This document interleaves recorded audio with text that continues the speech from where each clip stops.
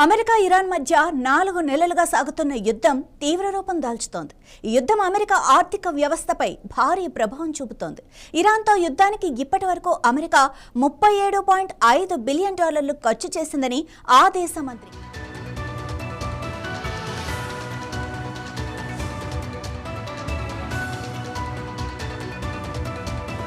Senate appropriations committee సమావేశంలో ఆయన నొక్కి చెప్పారు. ఫిబ్రవరి 28వ తేదీన మొదలైన ఇరాన్ యుద్ధం ఇప్పటికీ కొనసాగుతూనే ఉంది. మధ్యప్రాచ్యంలో దెబ్బతిన్న అమెరికా స్థావరాల పునర్నిర్మాణం వంటి ఖర్చులను కలిపితే అసలు వ్యయం ఇంకా ఎక్కువగా ఉండొచ్చని అంచనా వేస్తున్నారు.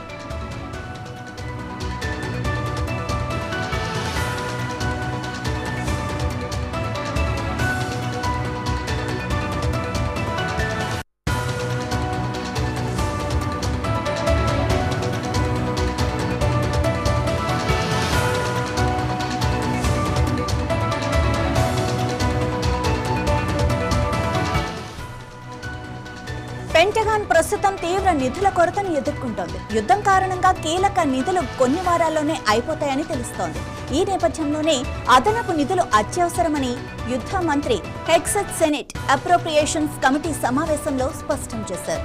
రిపబ్లికన్ పార్టీ మద్దతుతో అమెరికా ప్రభుత్వం $1.15 ట్రిలియన్ రక్షణ విధాన బిల్లుతో పాటు ఇరాన్ యుద్ధానికి నిధులు సమకూర్చేందుకు $73 బిలియన్ అదనపు ప్యాకేజీని కోరుతోంది. అయితే డెమోక్రటిక్ పార్టీ యుద్ధ నిధుల ప్రతిపాదనను వ్యతిరేకిస్తోంది.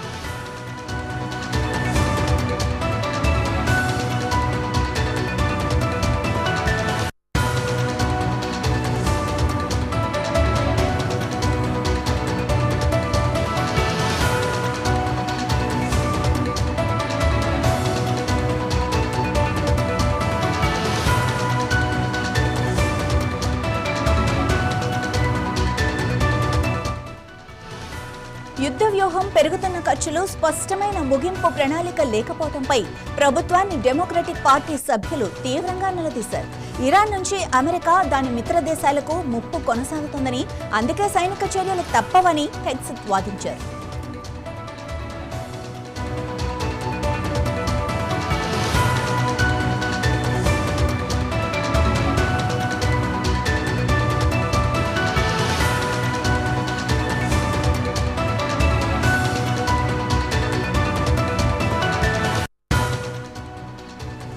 తమ దేశం అమెరికాతో పూర్తి స్థాయి యుద్ధంలో ఉందని అటు ఇరాన్ అధ్యక్షుడు మసౌద్ పెజెష్కియాన్ సంచలన ప్రకటన చేశారు.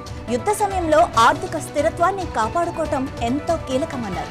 ప్రస్తుత యుద్ధం కేవలం క్షిపణుల యుద్ధం మాత్రమే కాదని, సైనిక దాడులతో ఇరాన్ జాతీయులను లొంగ తీసుకోలేమని శత్రువు గ్రహించాడని ఆయన టెహ్రాన్లోని హై కౌన్సిల్ ఆఫ్ జ్యుడిషియల్ సమావేశంలో వ్యాఖ్యానించారు. యుద్ధ పరిణామాలను ప్రజలు అంగీకరించాలని, ప్రతిఘటనే ప్రస్తుత మార్గమని పెజెష్కియాన్ ఉద్ఘాటించారు.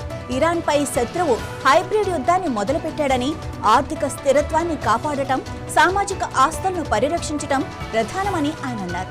జూన్ 18వ తేదీన కుదిరిన అవగాహన ఒప్పందంతో సహా అమెరికాతో జరిగిన చర్చల్లో తమ ప్రభుత్వం ఇరాన్ జాతీయ హక్కులను, ప్రయోజనాలను పూర్తి స్థాయిలో కాపాడిందని పెజెష్కియాన్ తెలిపారు.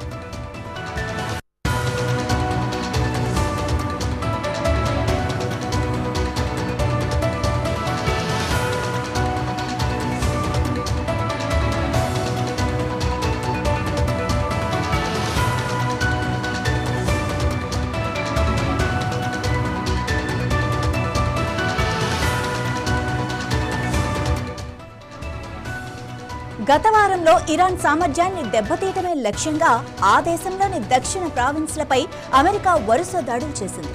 దీనికి ప్రతిస్పందనగా కువైట్, బహ్రెయిన్, జోర్డాన్ వంటి ప్రాంతీయ దేశాల్లోని అమెరికా సైనిక స్థావరాలు, సదుపాయాలను లక్ష్యంగా చేసుకుని ఇరాన్ క్షిపణులు, డ్రోన్లతో విరుచుకుపడింది. రెండు దేశాల మధ్య కుదిరిన ఒప్పందం ప్రకారం తుది ఒప్పందానికి రావడానికి 60 రోజుల వ్యవధిలో చర్చలు జరగాల్సి ఉన్న తరుణంలో ఈ ఘర్షణలు తీవ్ర రూపం దాల్చాయి.